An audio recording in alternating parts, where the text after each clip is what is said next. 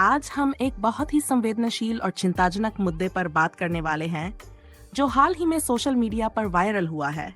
आप में से कई लोगों ने देखा होगा कि बीएसएफ, बॉर्डर सिक्योरिटी फोर्स के जवानों का एक वीडियो तेजी से फैल रहा है, जिसमें वे बांग्लादेशी हिंदुओं को बॉर्डर क्रॉस करने से मना कर रहे हैं। ये वीडियो दिल को छू जाने वाला है और इसके पीछे की कहानी और भी गंभीर है।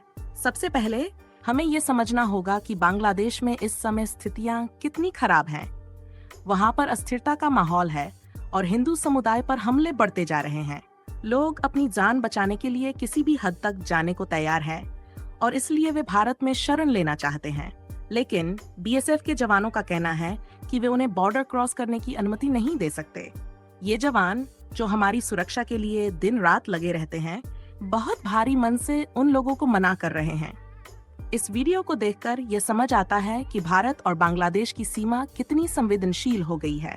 अगर हम भारत का नक्शा देखें तो सबसे लंबी सीमा भारत और बांग्लादेश के बीच ही है, जो करीब 5,000 किलोमीटर लंबी है।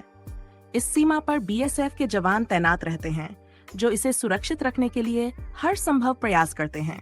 लेकिन बांग्लादेश से आने वाले शरणार्थियों की संख्या इतनी बढ़ गई है कि इसे रोकना एक बड़ी चुनौती बन गई है। वीडियो में दिखाया गया है कि बीएसएफ के जवान बांग्लादेशी लोगों से आग्रह कर रहे हैं कि वे बॉर्डर क्रॉस न करें। वे कह रहे हैं कि उन्हें इस स्थिति का समाधान मिलकर ढूंढना होगा। लेकिन इस तरह से बॉर्डर क्रॉस करना सही तरीका नहीं है।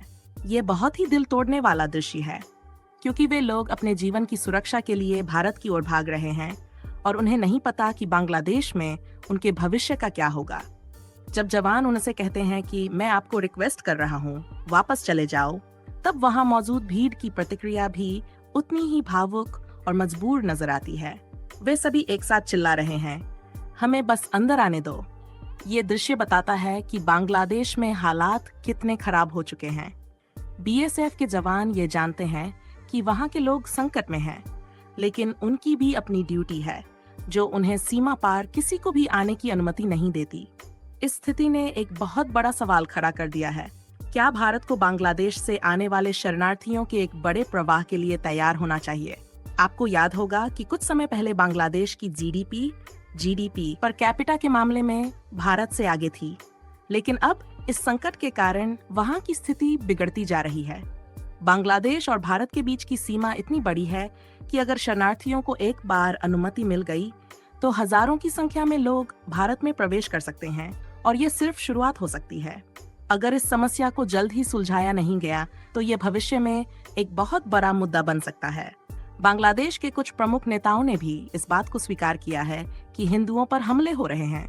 उदाहरण के लिए मोहम्मद यूनुस, जो इस समय बांग्लादेश की अंतरिम सरकार के सबसे शक्तिशाली व्यक्ति हैं, ने खुद कहा है कि हिंदुओं पर बढ़ते हमले चिंताजनक हैं। यहाँ तक कि उन्होंने अपने नागरिकों से ये भी पूछा है कि क्या हिंदुओं पर हमले बढ़ते जा रहे हैं। संयुक्त राष्ट्र यूएन ने भी इस पर टिप्पणी की है, लेकिन भारत में इस मुद्दे को अभी भी वह महत्व नहीं मिल रहा है जो मिलना चाहिए। इस पूरी स्थिति को देखते हुए हमें ये समझना होगा कि ये एक बहुत ही जटिल और संवेदनशील मुद्दा है। बांग्लादेश में हो रहे घटनाक्रम का असर भारत पर भी पड़ सकता है और हमें इसके लिए तैयार रहना होगा।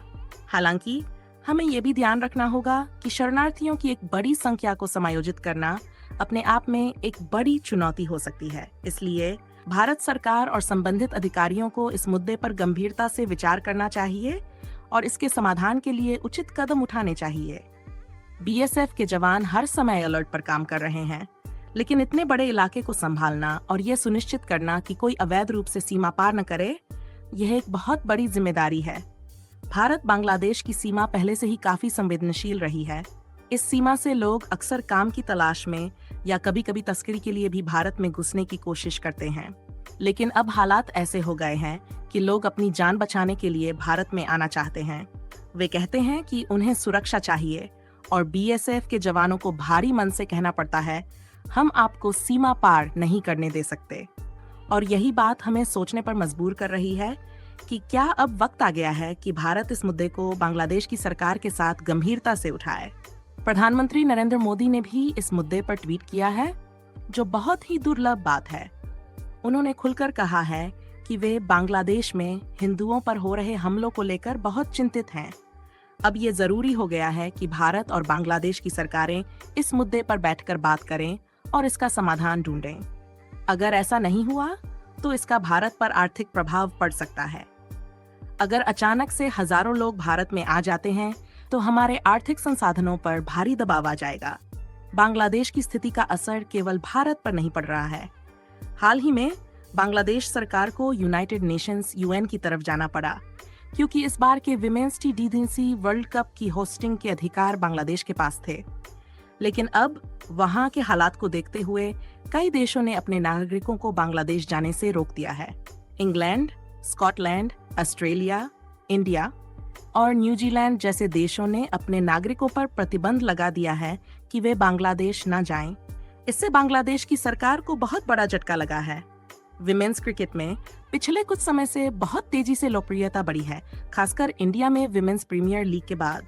इसलिए बांग्लादेश के लिए ये बहुत बड़ा नुकसान है कि वे इस बड़े इवेंट की होस्टिंग नहीं कर पाएंगे।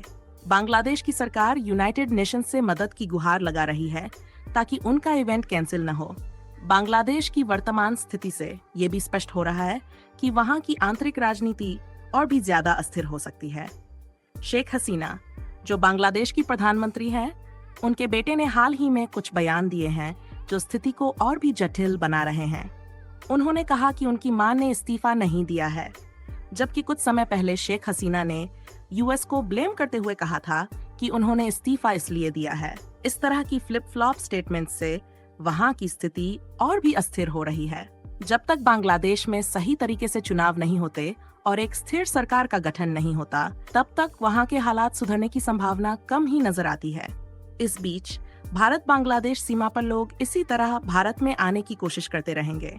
ऐसा लगता नहीं है कि बांग्लादेश किसी भी बड़े अंतर्राष्ट्रीय टूर्नामेंट की मेजबानी कर पाएगा। इस मुद्दे से जुड़े अभी बहुत से डेवलपमेंट्स आने बाकी हैं और मैं आपको इन पर अपडेटेड जानकारी देता रहूंगा। हमें इस बात को समझना होगा कि ये सिर्फ एक सीमा विवाद नहीं है, बल्कि यह मानवता का संकट है। अगर इस स्थिति को सही तरीके से नहीं संभाला गया तो इसके गंभीर परिणाम हो सकते हैं। भारत और बांग्लादेश दोनों को मिलकर इस समस्या का समाधान ढूंढना होगा ताकि दोनों देशों के लोग सुरक्षित और खुशहाल जीवन जी सकें।